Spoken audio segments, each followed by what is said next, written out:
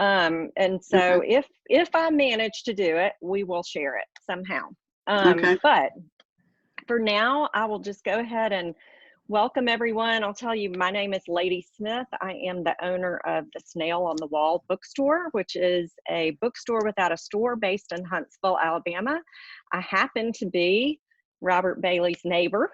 So we are coordinating some signed copies by literally, I take them to his doorstep. Today he came by my doorstep and signed books. So those of you that have ordered signed books, they have either gotten to you or they're going to be on the way. And if you want to order a personalized or signed copy, we will make it happen. Let me go ahead and tell you a little bit about the way the Zoom meeting is going to work for those of you that might be new to Zoom or our format. You are on mute, and the only ones that will be able to talk will be myself and Cindy Nesbitt and Robert Bailey. You have the choice to turn your video on or off. If you will hover over yourself, if you can see yourself, if you'll let your mouse hover over the screen, you'll see 3 dots and you'll have the choice to stop your video if you would like to stop your video or start your video. So feel free to do whatever you're comfortable with. The other thing I want to tell you is that we would love for you to ask questions in chat. We wish we were in person, but for obvious reasons, we didn't feel safe doing it. And so we wanted to get to the most people we could. So we want you to still ask questions and be engaged. So go ahead, if you have a question, feel free to go ahead and type it. If you'll take your mouse and hover over the bottom of your Zoom screen, you'll see a lot of different things, but one of them is a chat button, and you can hit chat and it should pull up a pop-up window where you can see some things that people have already typed, and it gives you a place to type your message, and you just feel free to chime in if you've got something you want to ask. Go ahead and type it now. If you've got something you want to say, something you love, something you want Robert Bailey to see, feel free to do that. And we see that we've got people not just from Pulaski, which is great, but we've got someone from Oregon, we've got someone from Fort Wayne, Indiana. If you are somewhere other than Tennessee or Alabama, let us know, because that is great that you have found this virtual author talk. So I am going to hand it over to Cindy Nesbitt and let her talk to Robert Bailey. Okay, welcome everybody. We are so glad that you have joined us on this virtual event. This is our first ever virtual event for Giles County Public Library. So we're happy to be here and happy that it's happening. Sorry that it is not in person, but we're glad to have Robert Bailey with us again. And I'm sure he will not disappoint. So I am going to turn it over to Robert and let's get started. All right. Well, thank you so much, Cindy, and thank you, Lady, and so honored to be able to have this virtual event. Like Cindy said, I wish that we could have done something in person, but because of COVID-19, we're all doing the best we can do during these exceptional circumstances. And so it's so cool for me to be able to connect with so many of you, so many Pulaski folks, but also from Corvallis, Oregon, and Fort Wayne, Indiana. It's very exciting to see the reach that these stories have had. I can't tell you how proud I am of Legacy of Lies. You know, Legacy of Lies is the 5th novel that I've written. It's the first legal thriller that features Bo Cephas Haynes as the main character, and it's the first legal thriller I've written where Tom McMurtry is not in the book, at least not as a character in the book. And so I was very anxious to see what the reaction to the story would be, because you know, you always are worried as a writer whether you can do something else. And so to be able to come back to Pulaski with Bo Haynes a year after the events of The Final Reckoning and all that happened in those stories, and you get to see Bo as really kind of a broken man. You know, he's really been through a lot. He's a widower. He's lost his best friend and mentor in life. He really is searching for for something that he just can't seem to find. He's lost custody of his children to his father-in-law and mother-in-law, and then all of a sudden he comes home to the Hazel Green farm one night, and there's General Helen Lewis, his one-time adversary, who became a great friend of his during the McMurtry and Drake series. Helen Lewis is the District Attorney General of Giles County and has been for years. And she finds herself in a situation where she's about to be charged with the murder of her ex-husband. And sure enough, she asks Bo to represent her. And he is not sure he wants to do it at first, but eventually he does take the case, seeing it as a chance to resurrect his career and his life. And so not thinking that he would ever come back, Bo Cephas Haynes returns to Pulaski to represent the general. And that is the main premise of the story.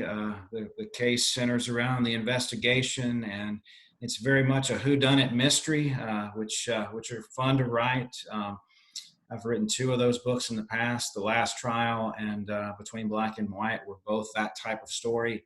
And so it's always fun to mislead the reader and to plant little red herrings where you take readers down dirt roads that don't really lead to the answer, but sort of foreshadow what might come in the future. And so you set all that up, and what I hope I've done is create a real shocker of an ending. I think probably of all the books I've written, Legacy of Lies probably has the most shocking ending, and certainly there's several twists that happen at the end, and of course you have to set those up, and I hope I have. I'm real excited about the reviews that we've gotten, and this book's been out since June the 1st, and it has been the #1 legal thriller on Amazon since day one, and it's still there. And so it's been the best start for any book that I've had, and it's sort of relaunched the other 4, especially The Professor. It seems like people discover Legacy and then they go back and start with The Professor. So that's exciting too. Because the reader will hear some things about Tom McMurtry and Legacy of Lies, and then they can go back and see, what he was all about. And so very exciting stuff. Very cool for me to get to return to Pulaski, both as a writer and as a person. It's almost become like a second home for me over the years. I've been there so many times to have events and also to research my novels that I really feel comfortable there. The courthouse is such a character in and of itself. It's such a beautiful architectural courthouse, and then the inside of it really sets up almost like a play with the burgundy curtains and stuff, and so it really makes for great theater, and so it's fun to be able to use that in the story. And then all the neat restaurants and establishments around Pulaski, it's always fun to insert some of those into the story.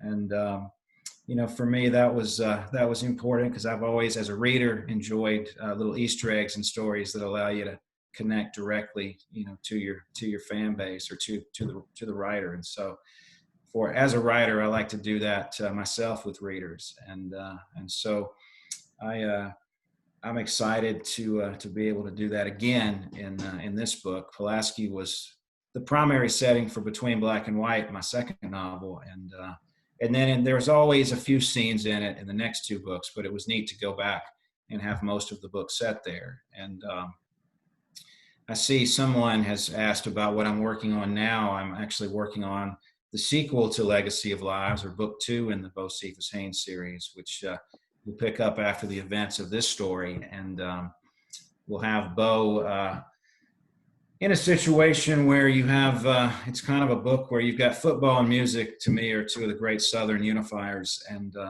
in this story, a young pop singer who happens to be from Giles County will be, murdered at the beginning of the story. And the primary suspect will be the star of the football team, who is a young man with kind of a violent past, and who really doesn't have parents. He's kind of been emancipated from his family, and Bo sees a lot of himself in the kid because and Bo really did not grow up with a traditional family. His dad was murdered when he was 5 years old. His mother was also murdered. So Bo sees a lot of the desperation in this kid that he sees in himself. And so he takes the case, and when he does, it really puts him on the wrong side of the town, because everybody's so mad that this singer who was really putting Giles County on the map for something really special, was killed. And so I hope to have a formula for a really great a great story there, and that's what I'm working on now.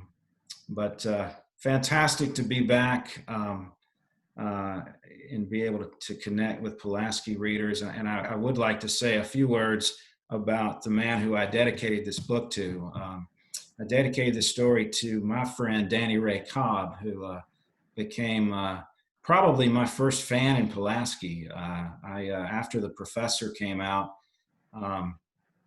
I got a call from him, just random phone call from him, and he said that he, really enjoyed the story and wanted me to send him some signed copies. And he said he was from Pulaski, and I said, well, I've got another book coming out soon called Between Black and White, and it's actually set in Pulaski. Well, he was just crazy about that, and so I sent him some copies of that one too, and then Danny Ray and Cindy helped set up the first event I ever had in Giles County. And I wasn't sure, how that was going to go. And it just was so wonderful. It was so well attended. And Danny Ray and Cindy got on the radio and publicized it. And, Danny Ray was one of those guys that, I got a Facebook message from him once a week, just asking how I was doing. He's just that kind of man. And so I was really fortunate to become friends with him. And, he became a fan of mine when I didn't have a lot of fans. And so you remember the folks that were there with you at the beginning, and really think a lot of him and his family. Natalie is on listening, his daughter. Oh, Natalie, I was hey to you, Natalie, and I loved your dad. And I've enjoyed getting your messages too. And I really appreciate how y'all have supported me, and I hope being him being the person the book was dedicated to is just I hope it's special to y'all, because it was really special to me to be able to do it. And I just wish he was here to be able to enjoy it. I know you do too, and I miss him. But thanks for tuning in. So Bob, I'll jump in because someone asked a question that I'm not sure you can see. Are your characters based on people you know?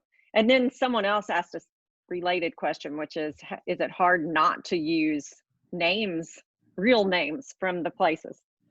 It is. It is sometimes hard not to use real names. And some of my characters are, and I would say, inspired by real people.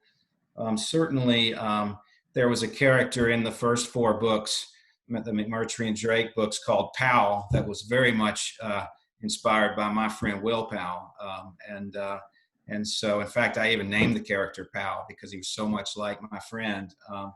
And then other characters are sort of blends where you take some different aspects of people and sort of blend them together. The professor character was very much a blend of my father and some professors I had in law school. And as the character developed, he became more and more like my dad. And then, the general is really inspired by a lawyer that I've told this story before, who really took me to the woodshed in a case. Just destroyed us, and she was mean. She was really mean, a mean lawyer. And I thought, what a great character this person would be. And so I basically took her and gave her, made her a little nicer for the book. And that is how Helen Lewis came to be. But so yeah, I think one of the great things about practicing law is you meet so many wonderful characters, and you get to see a lot of neat places too. And so I definitely will pull from that when I come up with characters. Bob, Connie Boring is one of our patrons here at the library who's just started reading your books, and her question is, why did you choose Pulaski to write about, and did you ever live or work here? So she's new to your books. I think I've answered that question a number of times before, and I completely own the fact that I chose Pulaski because it's the birthplace of the Ku Klux Klan. I chose the setting for Pulaski for my book Between Black and White, mainly for that reason. Also because of its close proximity to the Alabama border. And I knew I wanted Tom McMurtry to be from Hazel Green. And so I thought a Tennessee town relatively close to Hazel Green would be perfect for the story. But I thought the background of the Klan would be an interesting historical nugget to include in the story, as well as provide some of the impetus for Bo Cephas Haynes' backstory, which is all fictional. Bo Cephas Haynes' backstory is all fictional. Those things did not actually happen, but I was able to sort of fictionalize that. And then what I wanted to do is in that story is take you from 1960s Pulaski up to more current times. And the challenge really was to create a story that would resonate with the people that live there now, and that would be something that felt right. And that was really what I was hoping to do most by visiting the town, is to walk around and really get a feel for, how is it now? Because Pulaski now, a lot of folks compare Between Black and White to, and I guess Legacy of Lies could be compared this way too, to John Grisham's book, A Time to Kill, and some of his Clanton, Mississippi books. Well, those books are all set in the 80s. And, Pulaski in 2010-11 is a lot different than Clanton, Mississippi in the 80s. And so, I didn't want to, not be more contemporaneous in how I set that up. And so while I'm honest about why I chose it, I wanted to do it right. I wanted to do the town right in the stories. And so I hope I've done that. I feel like the reception is such that I think it's been fair. And as I've come along with it, I've just grown to really love some of the landmarks there and the people, and just how, charming the town is. You've got Martin Methodist College right there within blocks of downtown. And one of the most interesting days I had is I was standing there at the plaque where they have, where the Ku Klux Klan, there's a plaque that commemorates the Ku Klux Klan that has now been turned around backwards, where you cannot read the words. The owner of the building turned it around backwards in the early 90s, which I thought was fascinating. The whole turning around the plaque backwards and the town shutting down when the Klan came to march in the early 90s. Fascinating piece of history that was a great nugget for Bo Cephas Haynes' backstory.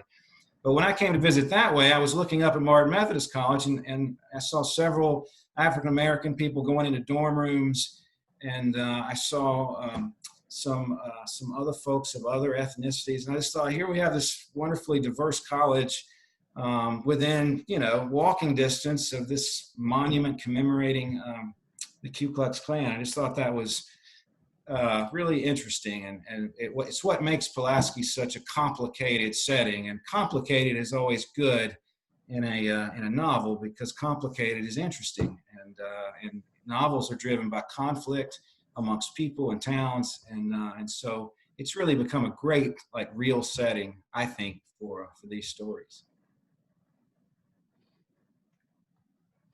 Got a question. Are you still practicing law, or are you now a full-time writer? Still practicing law. It's been challenging these last few months because, you're looking at what my office has been, both for writing and for law practice, really for the last few months, as COVID-19 has happened and everybody's been working so much, remotely. But I'm still practicing primarily, full-time, and still writing, doing most of my writing in the morning. And I will find what I call flurries of time, either at night or on the weekends, where I will try to knock out, a large portion of a book at one time. I like to write fast. I really like to write, especially a first draft, as fast as I can. Stephen King, in his book on writing, talks about that first draft. You want to write as fast as you can, because if you don't, you'll start looking back, and you really want to look forward until you reach the end. Once you get to the end, you can go back and fix anything that didn't work. But it's really hard for me to try to revise along the way. I've got to write that first draft and get to the end, even if it's not perfect, and it's not going to be perfect. So you just do the best you can with that. But yeah, still doing them both.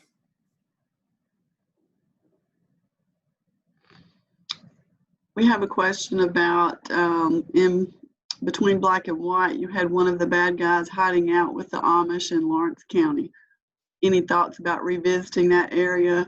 And I believe that's from Teresa, who's the library director from Lawrence County. I can't say I've specifically thought about revisiting that area, but I think it would be wonderful to do so. I really thought that was a kind of a perfect place to hide a bad guy. And I went to Lawrence County when I was researching that novel, just rode through it and kind of, passed by the Amish country. And, my wife and I have been there before and bought furniture and stuff and walked around. And it's a really neat place. And again, it's just an interesting place. And so I thought, the idea of all these wonderful, good people and my terrible bad guy, I guess that sounds awful, but I just felt like that would be an interesting spot for him to hide out. And I thought it worked pretty well in sort of making him even worse, than he had been in the prior books, just kind of elevating his villain status. So. But yeah, I would certainly think about revisiting that area because I really liked the parts of that story that were set there. Well, I have a question about the courtroom. When did you first see the Giles County courtroom and think that that would be a good setting for one of your stories? I visited Pulaski when I decided to set the book in Pulaski and started writing the novel and realized I really needed to come visit Pulaski to get a better feel for what I was writing, to make it authentic. And so I visited on a day during the week and just kind of took a long lunch and rode over there and parked and went in the Giles County Courthouse and walked around. And I went up to, I guess it was called the archives room. And I'm trying to remember the lady's name I talked to. I can't remember her name. She'd been in the archives room forever. But she showed me, she actually showed me the courthouse. She showed me the balcony. She let me take pictures. She walked me around. She was just the sweetest lady ever. And she also showed me how I could get to that plaque, since it's hard to find, since it's turned around backwards. And so she was gosh, what was her name? Do you know who I'm talking about, Cindy? I know who you're talking about, but I don't recall her name. Yeah. Somebody in the chat can probably type that in. I put her in my acknowledgments to Between Black and White. But anyway, it's bothering me, so I'm gonna find it in a minute. But she really helped me, and so at that point, I started looking at the makeup of the courthouse, and she's the one who pointed out that the witness chair is in the center of the room facing the jury, and that is unique for courtrooms. I'd never seen that before. Most courtrooms, you have the two, tables where the lawyers are, you have the judge's bench up here, and the jury's over to the side, and so the witness has to turn in their seat to look at the jury. And but in Pulaski, the witness is center stage looking right at the jury.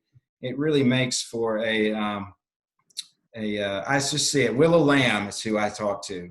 That's who it was, Willow Lamb. Okay. She was so sweet.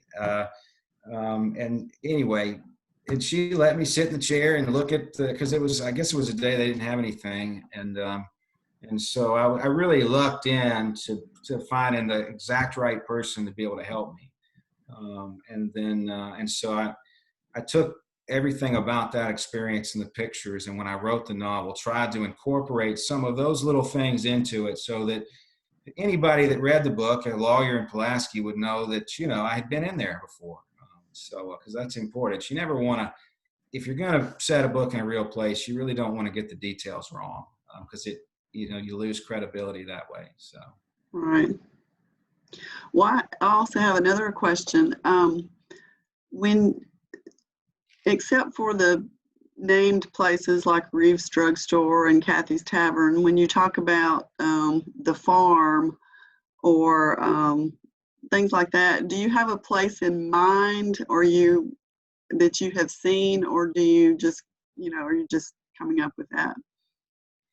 I think the Walton farm that's on Highway 64 that ends up, becoming Bo's farm. I think that farm is really not inspired by anything in particular. It's just a really large expanse of land. The Waltons in my storyline were really the big family of Pulaski, of the fictional, of course, but I kind of envisioned them sort of like the Ewings on Dallas, this big family, and a lot of land, big house. And so maybe, I guess this is going to date me, but Dallas was a big influence for me as a kid because, that was what we watched on Friday nights, and I was a kid. Yeah. And they let me watch Dallas with them. That was kind of a big deal. And so I remember that show vividly, and it was a family drama, with a lot, on a big piece of land. And so I'm sure that probably had some subconscious effect on some of it. I think I get a lot, this is funny, but I get a lot of questions about whether the Sundowners Club, which is the exotic dance club that's in a lot of my books, whether it's based on a certain other exotic dance club that's in Elkton, Tennessee. And I would certainly say that, that other place lends credibility to my fictional place. How about that? But Bob, okay, a private question came in to me from Scott Perney, but still is for you. Take us through the process of how you write a book, the storyline, the character development, and what's your timeline? Okay, so what I do normally is I start with a beginning situation, like, Bo Cephas Haynes is going to represent General Helen Lewis on a murder charge. And so that's my situation. Or in The Professor, it was professor of law returns to the courtroom after 40 years of teaching to take on a ruthless trucking company. I've got a situation in mind. I'm very much a situational writer. So I've got to have the premise, what's the story about? And then I'll start off with a beginning point that's pretty clear. Like I knew I wanted the professor to start with Coach Bryant and Tom at the Waysider. I wanted it to be, I wanted him to be asked by Coach Bryant to come back and be a professor. And then the ending was more vague. I knew I wanted him to be redeemed at the end of the story. And so I wanted there to be kind of a happy ending, but I wasn't exactly sure how I was going to get there. And then the ending, the part in the middle, that part of my writing process has changed over the years, probably for the better. When I wrote The Professor, I just wrote it. I just made it up as I went, and I didn't have a clear idea of the middle. Now, because I write to a deadline and because my publisher buys the book before I write it, I have to kind of have a synopsis that I present to them about what I think the book's going to be about. It doesn't have to be perfect.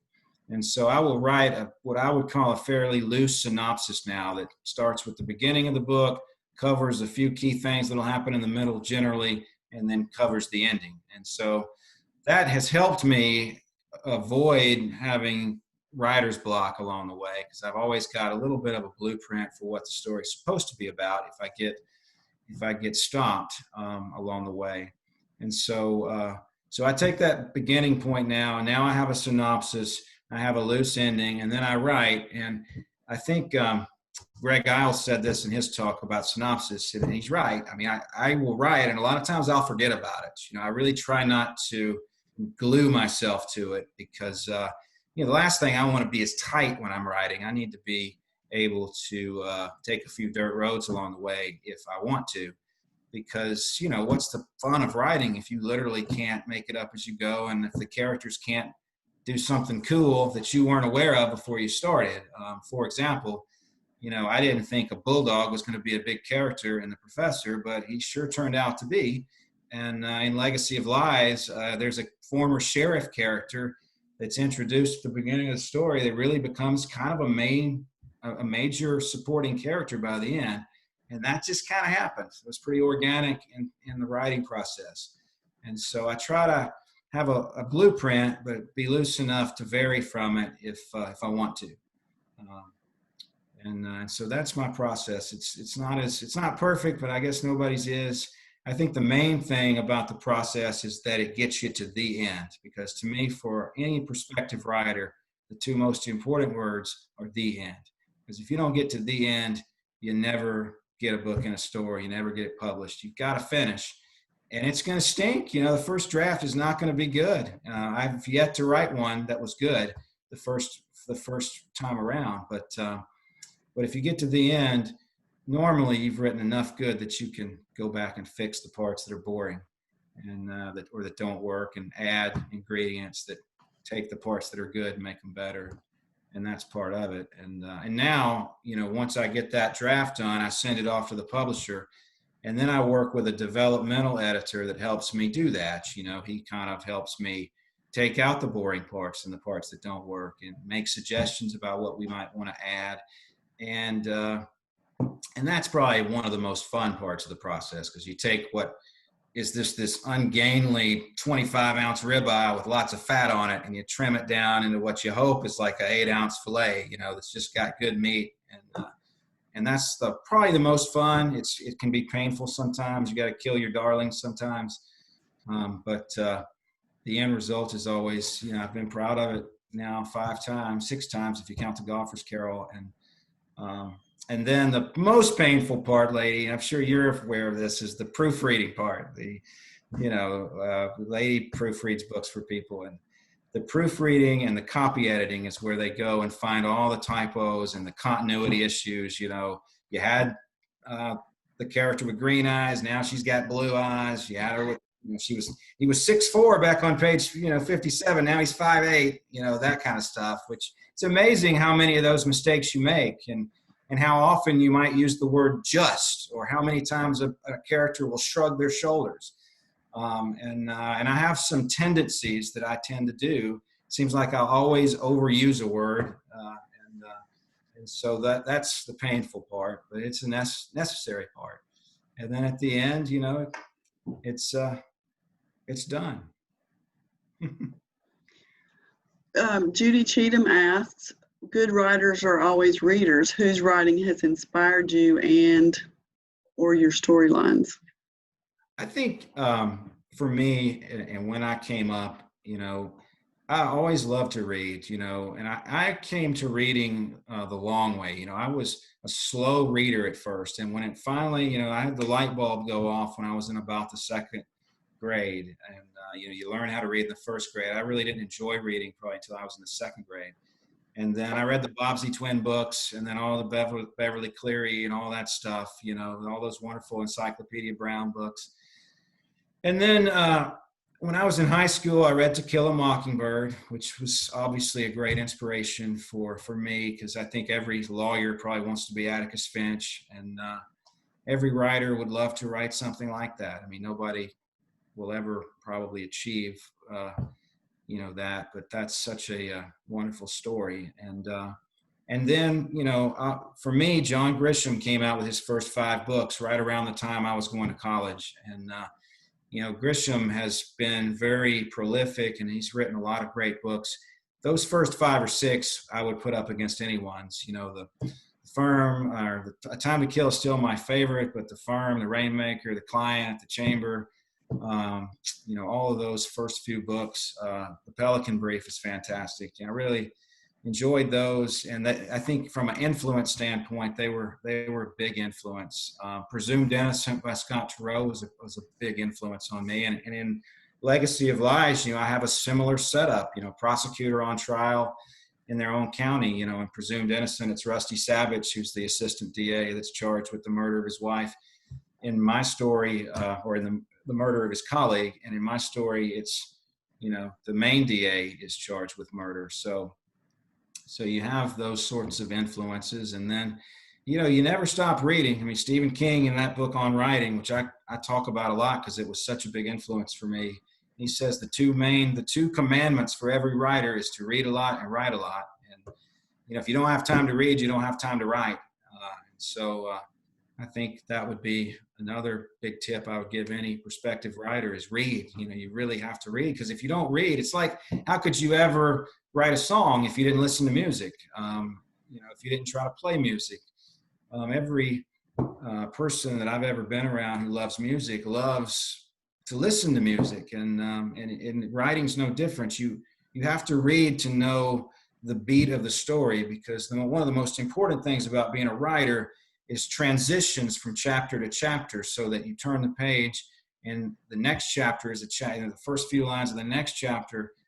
You want to make the pages keep turning, and how do you do that? And the only way I know how to do that is to read people that make you do that. And Lee Child is a great, the best first chapter of any book I've ever read is his first Jack Reacher book. Can't remember the title of it now, but the first Reacher book has the best first chapter I've ever read, and it just sets the tone for the rest of the story. And so when I started reading, I always read for fun, but then I started reading I would also pick up new writers, like debut writers, and think, well, why is this such a sensation? I read all the Harry Potter books for that reason, and those books are great. I enjoyed those because they're great, but also, you pick up things. There's no better person who summarizes what's happened before in series books than J.K. Rowling does in the first chapter of all those Harry Potter books. So you learn things by reading.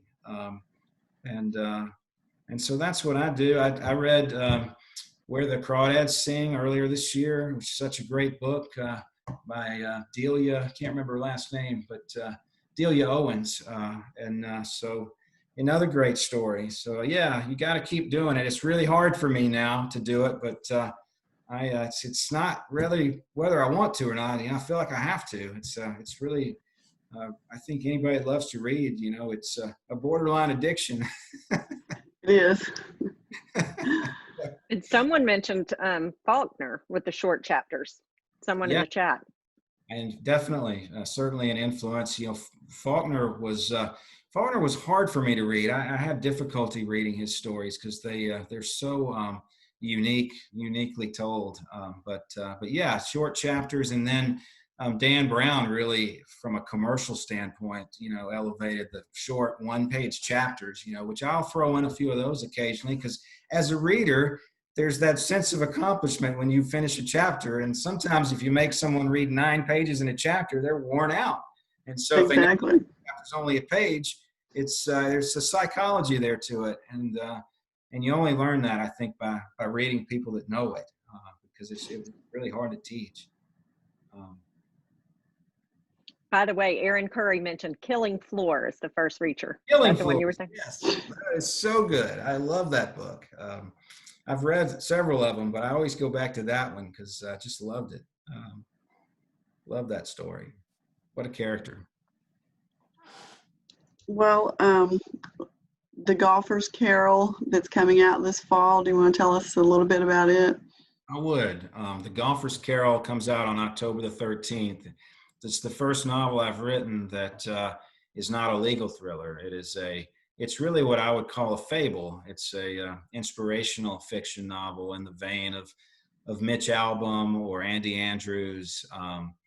It's probably similar in some respects to The Legend of Bagger Vance, but it tells the story of a man named Randy Clark who is on his 40th birthday contemplating suicide. He did not realize his dream of being a professional golfer, and he's a lawyer, and he's had some tragedy in his life that's put him sort of literally on the ledge, so to speak, because he feels like he's more dead than alive, and can only help his family by taking his own life. And he is visited by the ghost of his recently deceased friend who did make the PGA Tour. And that friend tells him that he's going to be given a great gift, which is 4 rounds of golf or something like that with 4 of his heroes. And he gets to have a round of golf with 4 of his heroes and learn 4 life-changing lessons. And I think for anybody that loves It's a Wonderful Life or The Christmas Carol, or I would say this is a Field of Dreams like story. It certainly has a lot of family to it, and I think for anybody that's experienced any type of hard times in their life, I think it's, I wrote the story for that person, because I've had a lot of that in my life. The last 3 years of my dad dying and my life fighting cancer. And so it's nice to be able to pour my heart into a story that would help other people that have had to go through that.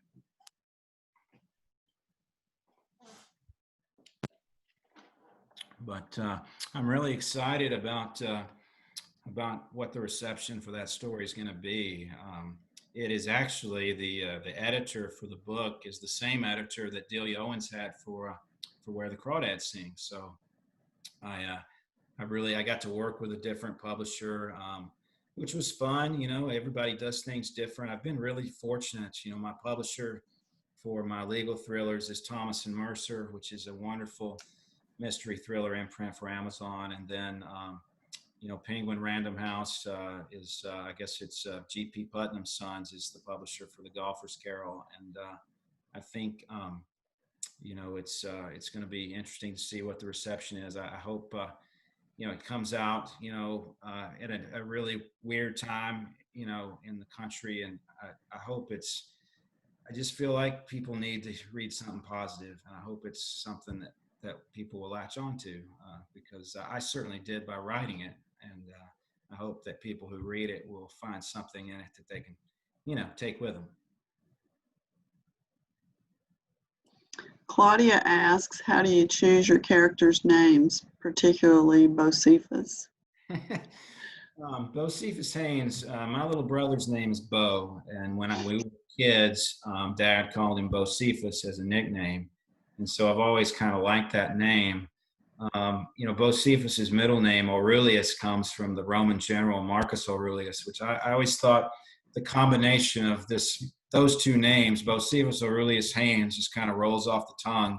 Don't know where it came from. You know, sometimes in writing, you know, you just something pops into your head that feels right, and I just thought that was, you know, Bo Haynes is a good character, but he's kind of bad too. You know, he's got some rough edges, and I wanted him to have a cool name, and I thought that name sounded cool, and so we went with it, and it really has worked. I think of all my characters, you know, he is one of the most popular. He's the only one that's been in all of the legal thrillers, and you know, he's really in a lot of ways my favorite character because he's so fictional. And you know, I had written a storyline for Between Black and White, and you know, after The Professor, when I was having a hard time getting published, and the first version of The Professor didn't have Bo in it. And so when I figured out a way to put Bo in The Professor as a supporting character, it really made everything work. And so he really saved that story. And so he continues to be a fun character to write because of all the conflict in his life. And, you know, he's really a true hero. And that's what I hope readers will get from him, is he has a lot of problems, but he still fights through them. But naming characters is fun. You have to be careful sometimes about naming characters. You know, I've got a character in that's a bad guy in The Professor named Jameson. You know, Jameson Tyler. You know, and he's a Jameson Randall Tyler. And I have a cousin named Jameson, and my dad's name was Randall, and I just picked that name because I thought it sounded cool and it sounded Southern. And the character's not based on my cousin or my dad, but a lot of people think it is. And so I sometimes get in hot water, you know, by doing that. But I've got, you know, I'm thinking about, there's a character in The Golfer's Carol, a good friend of mine who kind of acts bad in The Golfer's Carol. It's the same name. I think the character's name is Bland, and I have a good golfing buddy named Bland. And this character in the story is nothing like my friend, but you know, I'm now worried that he's going to think it is. So that's the kind of things you think about sometimes. Sometimes you think about it after the fact, but I still think it's the perfect name for the character. But you know, readers will read especially the readers who know you will read a character's name and go, I wonder if that's after so-and-so. So if I pick up on that, I try to make sure that it'll be a positive depiction, but I don't always achieve that. And so I have to explain myself sometimes.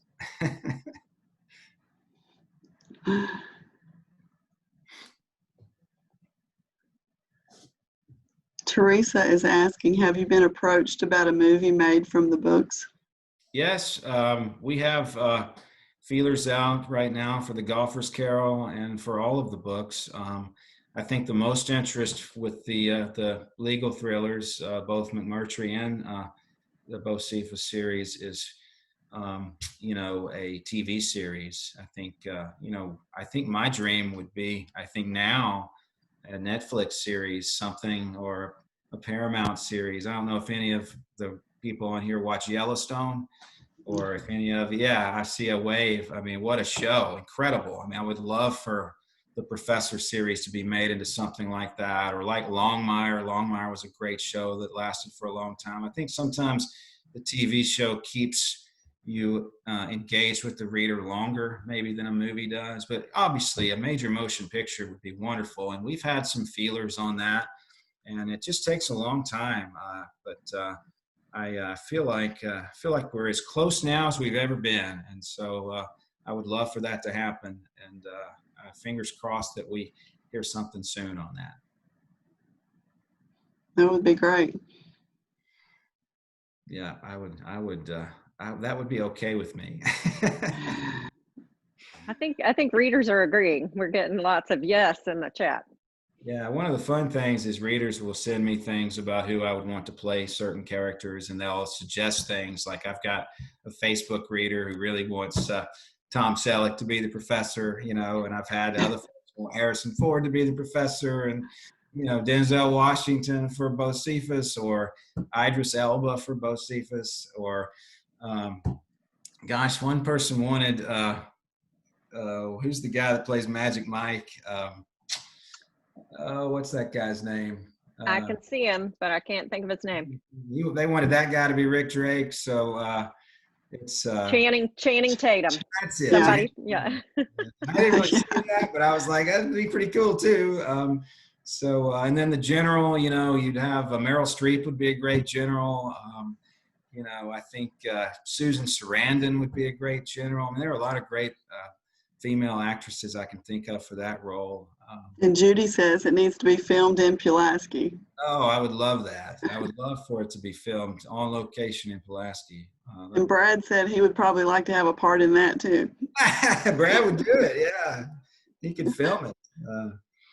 Brad's son Cindy filmed our video, and I was really happy with the way that turned out. That was really fun to do. We did it in one take, if you can believe it, and that really came out well. So that was awesome.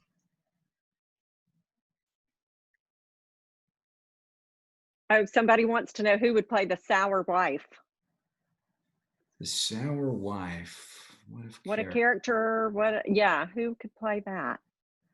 Oh gosh, I'm trying to think who that is. Yeah. My mind's gone blank on who the sour wife is. Are we talking about Kat from The Final Reckoning, Catherine Calhoun Willistone? Or that would be a fun character to portray. The lady that plays Beth Dutton on Yellowstone is a heck of a actor. She would be a good sour wife type character. And then Dawn Murphy would be a fun character to have cast for the professor. And I'm not sure. There are a lot of young actresses that would do good on that. I think Bo's cousin Booker T. Rowe would be fun. Ray Piccolo from Between Black and White would be a great character to cast, because there would be a lot of choices for him. The villains are always fun. Jimbo and Wheeler would be. There's some folks that would probably make a good Jimbo. I can't think of any off the top of my head, but he would be fun to cast. So yeah, I love thinking about it. I would love to see somebody else's vision for that. for that. And sometimes I think some of these current shows, you know, you could take the cast of Longmire. Yeah, I think Robert Taylor would be a pretty good professor. You could take some of the cast of some of these other shows and turn them into, you know, use them for our show. So, oh, now I know what she's talking about. She's talking about Manny. She's talking about Manny from The Final Reckoning.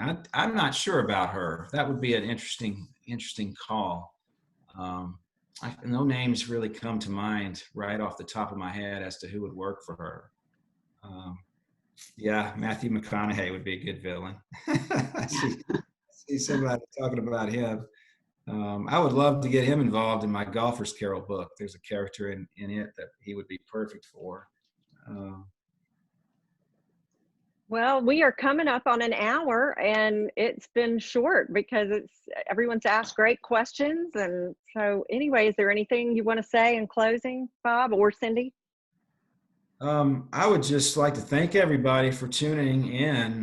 This is kind of the world we live in now with the virtual events. I just want to thank you, lady, for putting this together, and Cindy, you also for helping with the video and for hosting the event as well. It's really been nice to see everybody, and I can see your faces on the group chat and see some of the questions. And you know, it's just really humbling, you know, for me to be able to talk about my stories to people that seem this interested in them. You know, I still have to pinch myself, and talking about these books is still, for me, like talking about my kids. You know, I could talk about them all day. But I just want to thank all of you for helping me live my dream, and I'm going to continue to write. And I hope next year we're able to have the event that we really had hoped to have this year, which is a really big book launch there in downtown Pulaski. So let's plan on that. I think The Wrong Side will come out next August of 2021. So we may want to pick an evening time so it's not so hot, but I think it's going to be exciting, and then look for the Golfer's Carol in just a couple of months. Thank you. Yes, thank you. And we will definitely look forward to having something in Pulaski next year, and hopefully it will be in person. And thank you for doing this again for us, and thank you all for tuning in. It was nice to meet so many people from all over. So yes, if you have trouble finding Snail on the Wall for your signed copies, you can find it at the event link that Cindy sent out. It's on Facebook, or go to snailonthewall.com and send me an email. I will definitely help you out. My email is, I'll type it in the chat real quick too, just in case you need a direct contact. You can also get it on the Giles County Public Library website too. We have that link there. Great. Well, thanks everyone for joining us. Thank you so much. Bob, I have to call you Bob. Robert Bailey's the real name, but Bob. So yeah, it's great to have you and great to have so many people. So good night, everyone. Good night. Good night.